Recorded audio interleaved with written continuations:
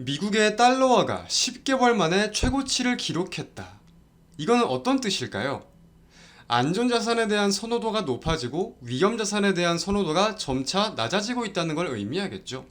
국내 증시에 대한 내용 또한 이와 동일한 상황인 것 같습니다. 금일 코스피와 코스닥 양대 증시가 1%가 넘는 낙폭을 보인 가운데 달러화가 강세를 보이다 보니까 달러 원 환율 또한 굉장한 모습을 보였어요. 아까 흐름들을 보니까 지금 시간 기준으로는 1350원 부근의 시세를 보이고 있습니다. 이와 관련되어서는 사실 우리가 아는 내용들이 우선은 가장 큰 화두입니다. 자, FOMC 이후에 고금리에 대한 기조가 점차 강하다 보니까 시장이 거기에 대해서 수많은 투자자들이 전략을 수정하고 있고 우려감을 표출하고 있는 상황이다. 여기까지는 많은 분들이 알고 계신 내용일 거라고 생각이 들어요. 그리고 일전에 좀 간단하게 언급을 드렸던 게 이제 미국의 셧다운에 대해서 좀 설명을 드렸었는데 오늘은 이 내용을 다시 한번 좀 짚어보도록 하겠습니다.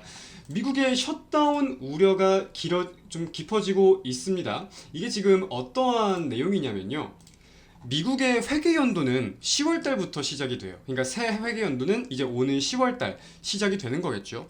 그렇기 때문에 미국은 9월 말, 9월 30일까지 예산 법안을 통과시켜야 됩니다. 근데 이 예산 법안이 어떤 과정을 거쳐서 통과가 되는 것이냐 간단하게만 살펴본다면 이 예산안이 의회에 제출이 된 이후에 해당 내용을 참고해서 상원 그리고 하원이 예산 결의안을 작성합니다.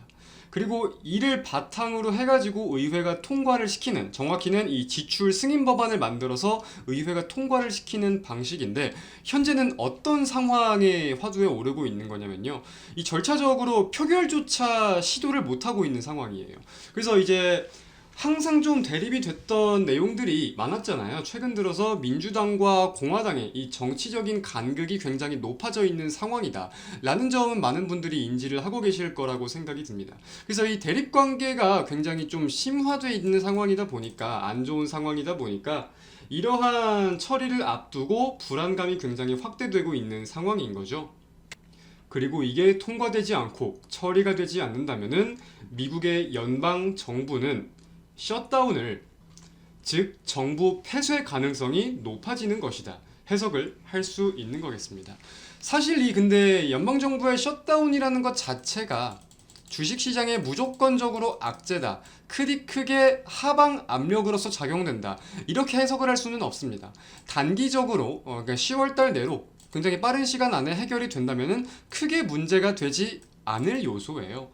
자, 그렇다면 시장에서 지금 우려를 하고 있는 부분은 이러한 내용이 장기화될까봐. 임시 예산안이라도 통과가 되지 않고, 원래는 이제 이런 문제가 생기면 임시안이라도 통과를 시키려고 하는데 그 또한 해결되지 않는다면은 거기에 대해서 정부 폐쇄 기간이 장기화될 수 있고 당연히 경제에 부정적인 영향을 줄 수가 있는 거겠죠. 자, 정부가 폐쇄를 하게 되면 첫 번째, 경제지표 발표가 안 됩니다. 더뎌지겠죠. 그렇다면 고용지표도 그렇고 물가지표도 그렇고 이런 지표들 발표, 즉 확인이 안 될 거예요. 그러면 FOMC는 이러한 지표들을 토대로 이 통화정책을 결정을 해야 되는데 FOMC는 어떻게 진행이 됩니까? FOMC 진행에 대해서 문제가 생길 수도 있다라는 우려감 우리가 따져볼 수 있을 것 같고, 정부의 이 셧다운이 길어진다는 건 당연스럽게도 경제 성장에도 영향을 미칠 겁니다. 현재 미국의 의회 조사국에서는 이 셧다운은 일주일마다 미국의 GDP 성장률을 0.15%포인트 둔화시키는 요인이라고 발표를 했어요. 4주면은 0.60이죠.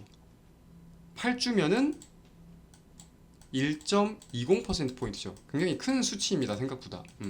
그래서 이런 경제 성장에 대해서도 장기화된다면 우려가 깊어지는 가운데 무디스, 국제 신용평가사입니다. 유명한 기업이죠. 무디스는 이런 식으로 말을 했어요.